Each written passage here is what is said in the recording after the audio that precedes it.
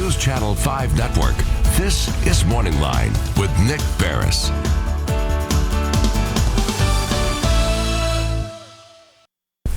Good morning, everyone. Thanks for joining us on Morning Line. Nick Barris here. We've got a good show on tap for you today on this Wednesday.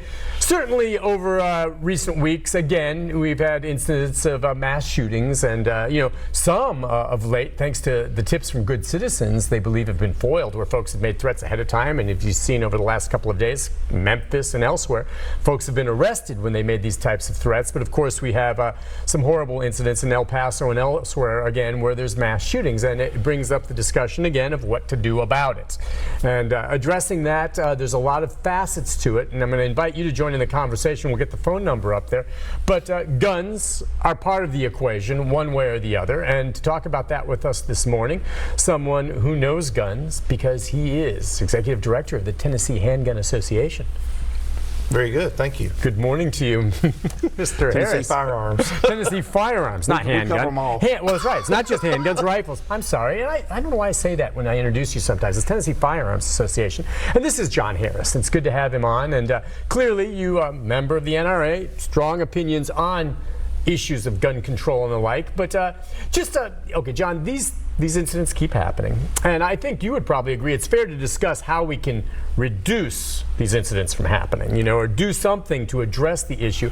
The larger question is what? And as someone who is a strong supporter of the Second Amendment rights and the right to own guns, and I don't think many people object to law-abiding citizens who are good people owning guns. What do you think the solution is to addressing these mass shootings and lesser shootings as well? It is a very difficult problem to assess, because so much of the immediate response, just after what we saw in El Paso, comes from the gun control advocates who leap on the tragedy and assert that the only viable solution is let's separate citizens from firearms. Mm-hmm. And we've heard that after Columbine, Sandy Hook, Parkland. We hear it every time there's been a shooting. I've been doing this for a quarter century. It's every time. It's leveraged into a basis for more gun control. But I think if you look back over a longer period of time in the history that Americans have had owning guns, there are other indicators that suggest, for example, that when we stopped institutionalizing the mentally ill, mm-hmm. and when we stopped treating people because we didn't want to stigmatize them with mental health issues and deferred to letting them just go about their business, that the trend lines for firearms related violence and violence in general have accelerated. Mm-hmm.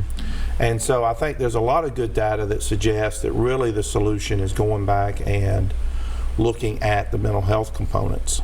Mm-hmm. And figuring out how to identify that problem earlier in people and to get that segment of the population better treatment early.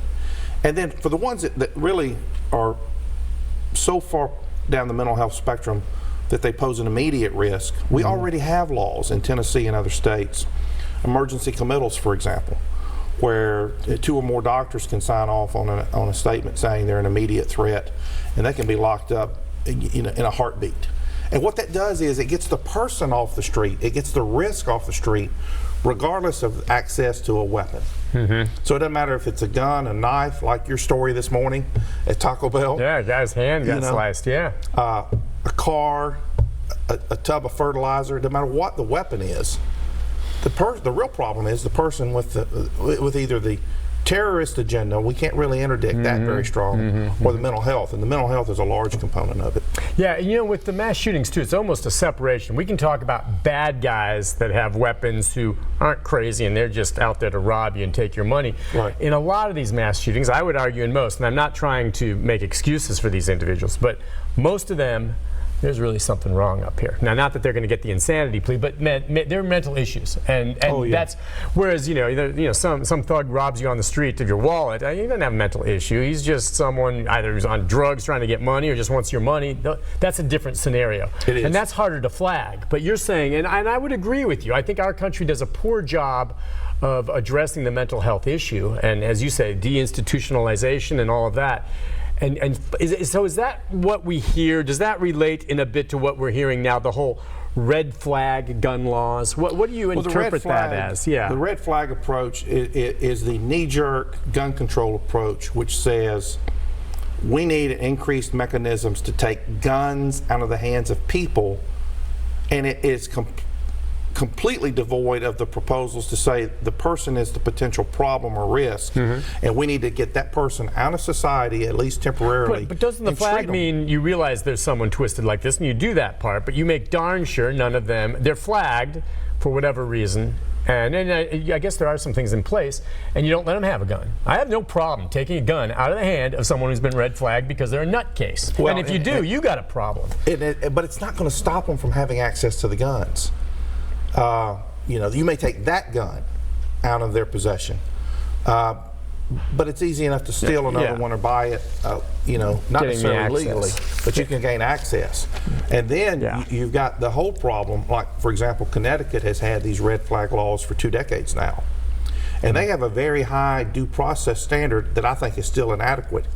But it requires 2 police officers to investigate and make affidavit to a court before you can intercede. Yeah. And what they found up there studying the data is that about a third of those detentions never should have issued in the first place. They're disarming people much more frequently than they should be, even under their own statutes. Okay. The other part of this too that comes up after these shootings is the more powerful weapons, the AR-15. In all of these mass shootings, most all of them, it's one of those weapons. And I have friends of mine who are law-abiding citizens who enjoy taking them out, target practice, they own them. But the question of, do some of these weapons need to be so easily available? Because they get into the hands and are bought legally by some of these nutcases, and they're using it. Now, don't sit here and tell me they do the same damage with a handgun, because they wouldn't, John. They just wouldn't. These guns have more potential damage. I think they could probably be a lot of fun to shoot at some of these target ranges where I have friends who go do that. So I understand the appeal of that, but I mean, is there any wiggle room on finding a way to limit some of these weapons that can produce more devastating results? And again, please, don't say, oh, well, same thing with a knife or a handgun. It's not. It's different, all right? So get a clue on that. Is there, though, a wiggle room? Because I don't want to take those away from legitimate gun owners who enjoy collecting them and enjoy target practice. But can you address that a bit? I think look, and I'm not going to talk about the intentional criminal act, the terrorist. Okay, we're not going to deal with that problem effectively. Look at what's happening in Europe in countries where they have no access to guns and they're driving semi-tractors into crowds of people. But the average citizen, having access to the semi-automatics, improperly called assault weapons because of the way they look, but semi-autos. Sure. I don't think there is a middle ground that's going to be easily attainable. Justice Scalia said in the Heller decision in 2008 that those are precisely the kinds of weapons that the Second Amendment protects. So it's not just a compromise on a bill or a statute, which I think is unlikely in the first place. You've got to go so far based on the Heller decision as amending the U.S. Constitution, which is an enormously difficult task. Of course, it is. Before you could ever realistically get to even, if we could restrict or limit access to those types of weapons, how would we do it? You got to first deal with the constitutional component. It's interesting. You hear people say sometimes, and you're right, when these mass shootings happen, it gives a podium there at the moment for gun control advocates. At the same time, I also, on my Facebook page, I just put out the stories. I don't advocate one way or the other, but I hear from others who say, well, we need more guns, and I hear from people who say that they stay away from businesses that are gun-free zones because they want to feel, I'm kind of in the middle of this. I mean, I understand the idea of maybe seeking some gun control. It kind of is weird after a shooting when I hear people advocating more guns.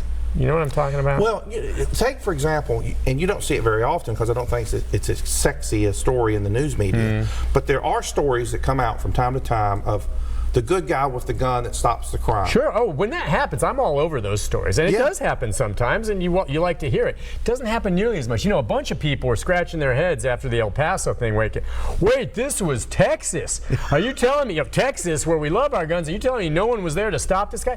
And I don't blame people. You know as well as I do that, we talk about, well, if you have a gun in your pack, you're going to stop these things. A lot of people like to talk big. That's just big crap talk. Because the bottom line is these guys, you don't know when it's going to happen. They take you by surprise. You have no time to necessarily react. And then sometimes you don't know how you're going to truly react. You think you're going to respond. You see someone getting shot near you. You may be running for cover yourself. Well, you don't have that training. I don't buy into that. Well, if we have a bunch of armed citizens, they'll protect us. There may be some. But without the training and being caught by surprise and not knowing when it's going to happen, come on. Well, and the same thing would happen with trained officers. Well, sure it does. Even with trained officers, it does. Right? I mean, and part of the you don't know problem how is you're going to respond. When you go through as a civilian the training classes, you're literally taught your job is not to become a quasi-police officer. You're not a keeper of the peace. Yeah. This permit, this ability to carry, is being taught predominantly as a last line of defense that you resort to only if you have no other option. Sure. So it's exactly what we're told of: hide, flee, then fight. Those are your spectrum of choices. And so I think it's exactly right. You put 1,000 people in a Walmart in Texas, you're surprised there wasn't artillery fire coming back at them. Yeah, right. That's the problem with it. Well, exactly. People were surprised. Hide, flee, and fight. That actually was sent out in a notice yesterday on the LSU campus, where they feared that there was an individual with a gun on campus. Turned out to be a false alarm. They searched and cleared it, but I remember seeing that was the alert, and they said hide, flee, and if nothing else, you fight back, of course. And that's your last resort. You do that only if you have no other option. Yeah, exactly. All right, listen, we'll take a break on that note. Your thoughts, 737-7587. Phone line's open. If you're on hold, stay there. More with John Harris with the Tennessee Firearms Association right after this.